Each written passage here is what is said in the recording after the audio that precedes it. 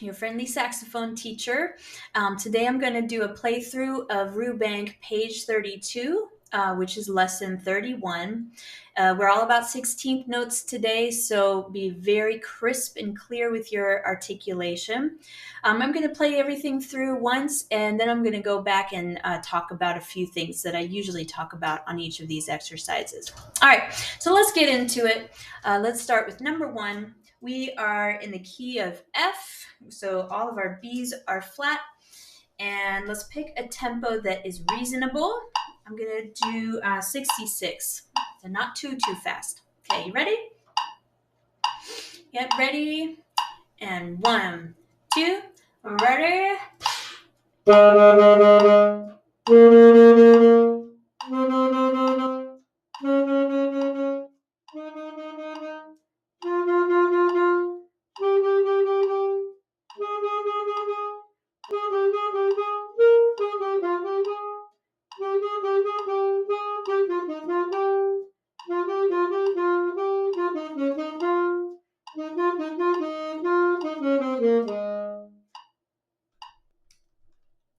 Okay, that was number 1. I think we'll maybe go slower in a little while. Let's go to number 2. We're in a different key now. We're in the key of G. So we have F sharp and no B flats. Let's go a little slower. Let's go at 60. Okay, get yourself ready. And 1, 2, ready.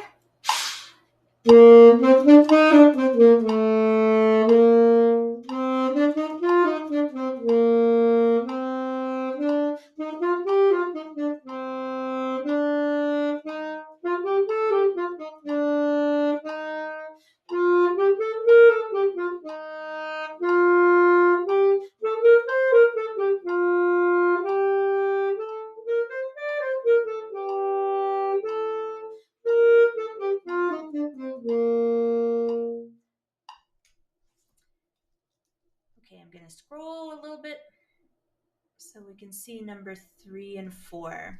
And number 3, we are in the key of E flat. So we've got E flat, A flat, and B flat. Okay, I'll talk a little more about that abbreviation, but you're going to see that abbreviation means you're playing 16th notes in the space of that quarter note. When there are dots, like there are 2 of them, you're going to make it staccato. The rest of them, you're going to play normal 16th notes. I'm going to try to remember that too. So let's go through number 3. Get ready. 1, 2, ready.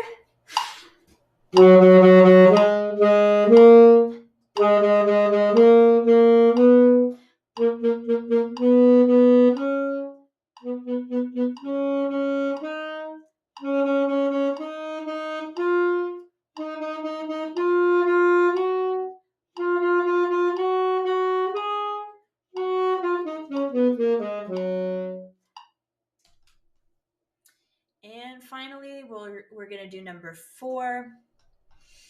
All right, keep that slow tempo. Key of C, no sharps, no flats, everything is natural.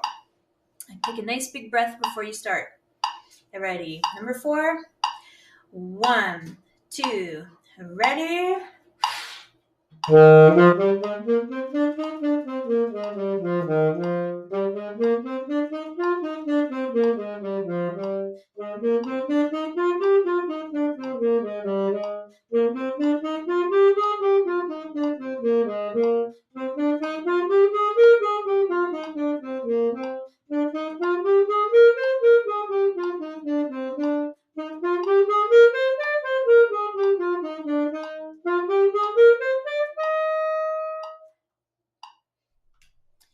Okay, and one last thing I want to do before we go back and talk about some things. Let's go back to number 1.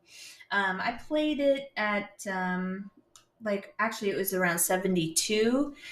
Let's go back and play it at 58 because I think that was too fast. So let me do a slower version. Let's go 58. Okay, get ready. And 1, 2, number 1, and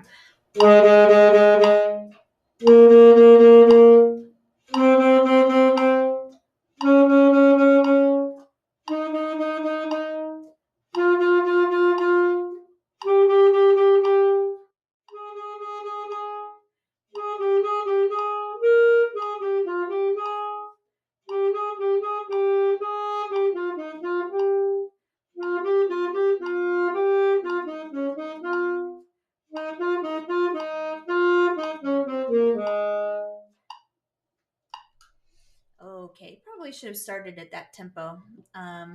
So let's talk about a few things in this page. Actually, what I was just talking about, it's going to be the first thing I say. You're going to want to choose a tempo that works all the way through for the hardest stuff. So, number one, the first line is relatively easy because it's all the same notes. You know, F, F, F, F, F. That's relatively easy. But then you get a little bit into a pattern F, E, F, E, F, G, F, E, D, E, F. So you want a tempo that works there because your fingers are going to start getting twisted around. So I actually should have taken my own advice. I should have started at the slower tempo, which is 58. But when you're doing these Rubank exercises, figure out where the hardest measure is and how fast you can play it now. Not how you wish you could play it, how you can play it in the practice right now. Okay, always start wherever your skill level is and accept that that's where it is. Okay, save yourself some trouble. In 16th notes, we always have to think about articulating fast. Articulating really fast is not about tongue muscle, like the muscle of the tongue moving really fast. It's more about the air pressure that's happening inside the mouth. So you want to increase the air pressure and allow the tongue to kind of bounce around. It also can't linger anywhere. You can't have a lingering tss sound. So as you drop the tongue down, you can't hover for a second to make a burst of air come through. It has to drop right away. So constant movement that's kind of pushed forward by air pressure. Eventually, I'll make a video going over more of that in detail for speed, but and actually, I think in the previous page I talked about it a lot too. So it never hurts to hear more about that stuff. Okay, so that's number one. Number two, not a whole lot to talk about. You know, hopefully you remembered those F sharps. I'll just talk about the slurs that are happening. And this page, there's not a whole lot of room for musicality, but there is some room for musicality. So when you have those slurs over two notes at a time, don't forget that a slur is not only that you don't articulate there, it's if you were singing, it would be like that is lingering on one vowel, one syllable. Sorry, I had to think about all the words for one syllable. So like, let's say the other notes that are in there have consonants on them, you know, like pizza pie or something. It has a P or a T or a D or something. Each one of those notes would be one syllable that starts with a consonant. But on that slur, you're sort of lingering on the vowel. That's what I started to say before. So it's like ah, dun dun, da da da da da da. It's like that. So it's not just that you're not just doing articulation like D's or not articulation like D's. There's sort of a pulse that happens there. Ah, da da da, da da da da da da da. It's a second rhythm that's on top of all of the other rhythms.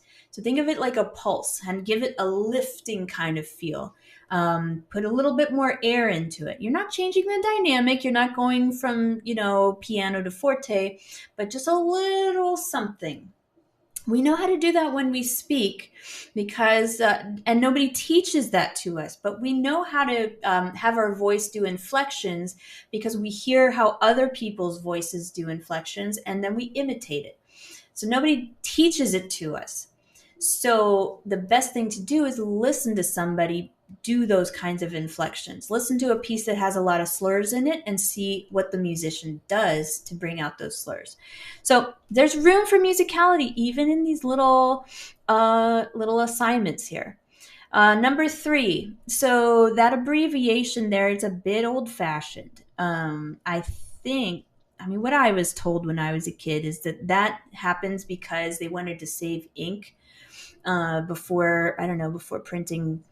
Something happened with printing. I have no idea if that's true, but maybe they just wanted to make it easier to read, or who knows. I think sometimes with modern computer notation programs where you can write music on the computer, I think you don't necessarily see this abbreviation as much, because you can just write a whole boatload of 16th notes, and then it's the person buying the sheet music who's printing it on their home computer nowadays. So you don't, as a publishing company, you wouldn't be paying for the ink anyway, because I'm the one paying for it. So that might be why you don't see it as much. But as musicians, we are playing music that's hundreds of years old, and sometimes the score itself looks the way it did 200 years ago. So you might see things like this. So you have to be ready for it. I'll also say those dots under there, none of the books ever said that those dots are staccato. I've never seen any book that said that. But it just makes sense that those would be staccatos there.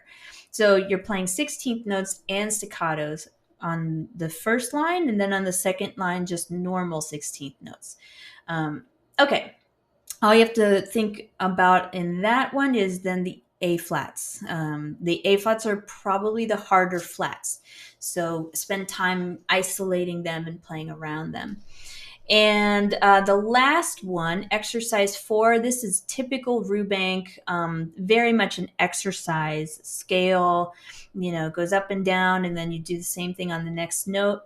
The one thing I'll point out here is the best place to breathe is not in between measures, like on bar lines. That's not the best. A better place to breathe is right after the 8th notes. You have a bit more time after the 8th notes. You can cut into the 8th note a little bit. And if you're going to do that, I want you to think about digging in a little bit more right before that 8th notes to make it sort of a cadenza kind of thing. It's going to the downbeat. It's not ending before the downbeat. And so bum bum bum bum bum bum bum bum bum, like a little emphasis. Bum bum bum bum bum bum bum bum bum bum bum bum bum bum bum bum bum bum. That's a bit over exaggerated, but just that gesture there, that push right before that 8th note. Now you're making music. And if you think you're never going to have something like this, I play stuff like this all the time in band music. If you're in orchestras, you're going to play, you might be a background. Maybe someone else has the solo, but you might be in the background just blah, blah, blah, doing these super fast runs. Clarinet parts are notorious for having super fast runs, and so it'll be like 10 people who have to be perfectly together on the clarinet doing it. So and then I'll just say at the bottom here, they give a bunch of articulations that you can do. That's a great addition. If you want to clean up 16th notes, adding in articulations and playing around with them is a great thing to try.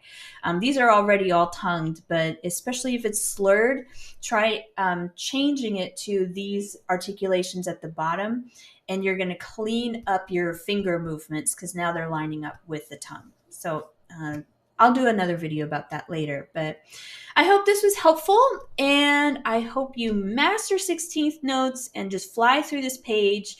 I'm sure you will, and if you have questions, put them down in the comments or message me, reach out through my website. However, and I'm more than happy to answer any questions, but hopefully you're doing just fine on your own with this practice guide. All right, I'll see you in the next one. Bye-bye.